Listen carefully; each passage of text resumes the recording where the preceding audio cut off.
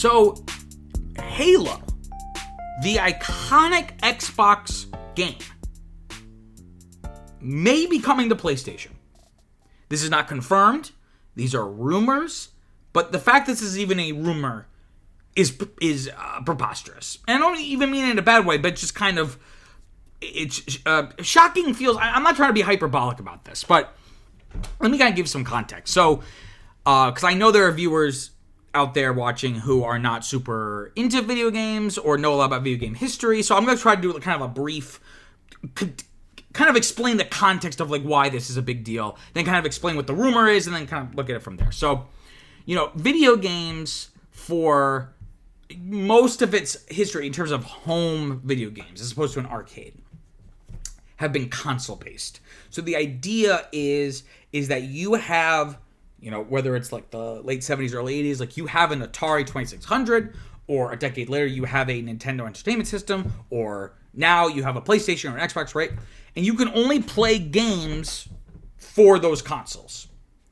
Some games are released on multiple consoles, but you need to literally get like the PlayStation version. I remember once when I was a kid, like for my birthday, my dad got me like a video game, but I had a PlayStation 2, but it was like for the GameCube. And I was like, thank you very much, Daddy, but I can't play this. We need to go to GameStop and like get a refund and like swap it because we need like the PlayStation version. He was like, oh?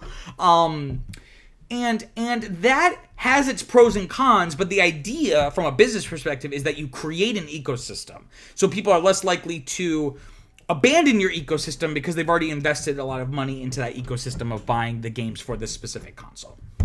So a big part of that is console exclusives.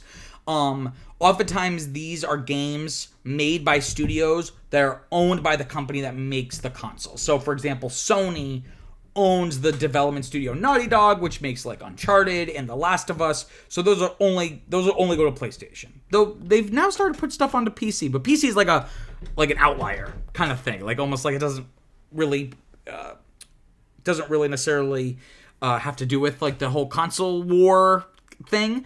But that is an option. You could play those games like on your computer. But so they do that. Nintendo, of course, has Mario and Zelda and Kirby and Super Smash Bros. And all these different properties that are only on Nintendo, right? Microsoft has had the hardest time with this. So Microsoft is the newest kind of participant in the console war.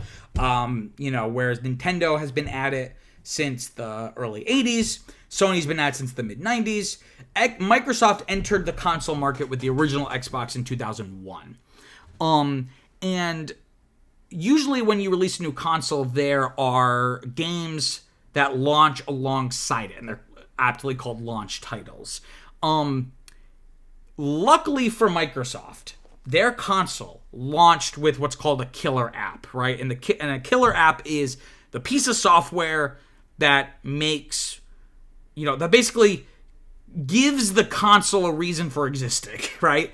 And Halo Combat Evolved, which was the full name of the original game, was the killer app. It was not just considered one of the best original Xbox games or one of the best games ever for Xbox. It's considered one of the best games and one of the most influential games of all time. And it was kind of just by accident, right? And they've struggled. Microsoft has struggled to they don't really have many exclusives to begin with, and the ones they do just don't always have that kind of cultural impact, right?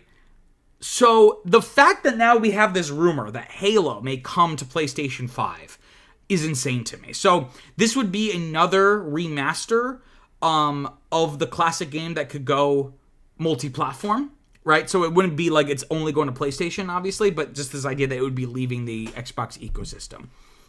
Now, the game, which came out in 2001, has already had a remaster, but that one was almost kind of like a overlay. It was this really cool thing where it was like at a push of a button, you could swap between new graphics and old graphics, like with no loading screens. And the way they accomplished that was it's still all the original code. They just put the new graphics kind of on top.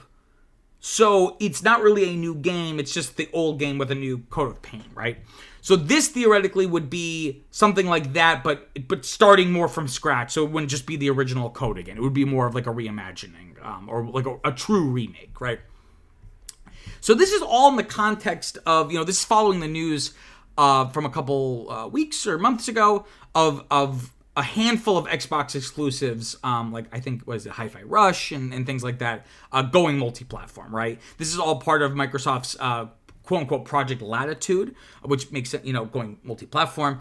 And it's pretty obvious both implicitly and also I think they just had, like Xbox just had like their summer showcase and they more or less said this. More games may follow suit. I think Phil Spencer, who's like the president of Xbox, or maybe he's the president of Microsoft Gaming now, but in any case, Phil Spencer, he has said very publicly that the idea of console exclusivity has kind of lost its power. Right, or it no longer is as important as it used to be from a business perspective. And ultimately, Kotaku notes that Microsoft wants to improve the profit of first-party games, right? To them, they're like, why, if we can make a shit ton of money putting Halo on PlayStation, why don't we just do that, right? There's not much value left in the idea of exclusivity, right? There's still some value in the sense of like creative value. Like Nintendo is, for better or for worse, a lot of their first party games take advantage of like whatever that console's weird design gimmick is. So of course, like the Wii was all motion controls, the Wii U had the gamepad, the Switch has the take and go, and their controllers are also kind of like motion controls like the Wii. So there's still some value from a creative perspective because you can design these unique controllers and have cool applications for them that you can only do by like specifically designing something that is meant for that console only. But they're businessmen, so they don't care about the creative potential of this. They're just looking at it like there's all this money on the table that we're not getting, right? So if this were to happen, this feels like a huge game changer, right? Again, it's Xbox. It is objectively Xbox's mascot, and really, its only mascot that it's ever had. Again, like from day one. It would be like if Mario went multi-platform.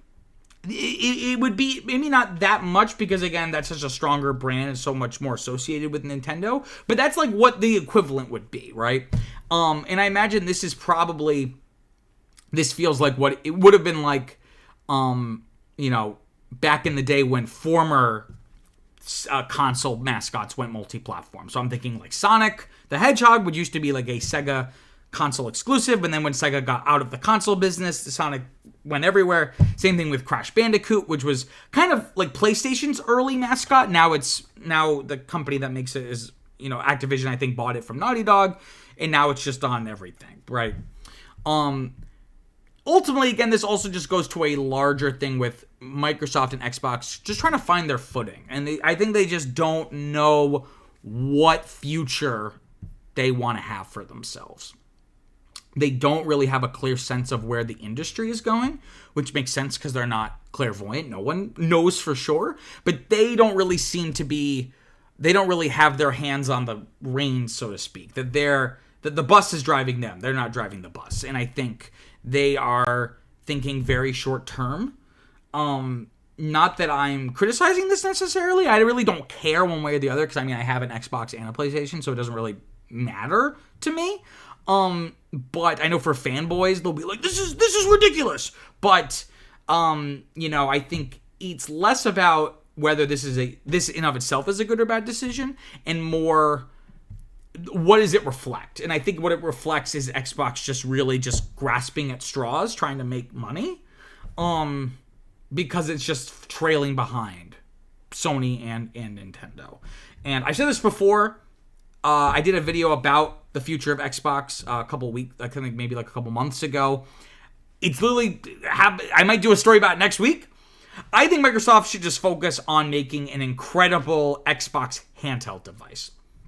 Like a little mini handheld gaming PC that can rival the Switch and Valve's Steam Deck, and kind of make their, Xbox handheld gaming PC the premier place and go-to place to use their subscription service Game Pass, which is like Netflix for gaming.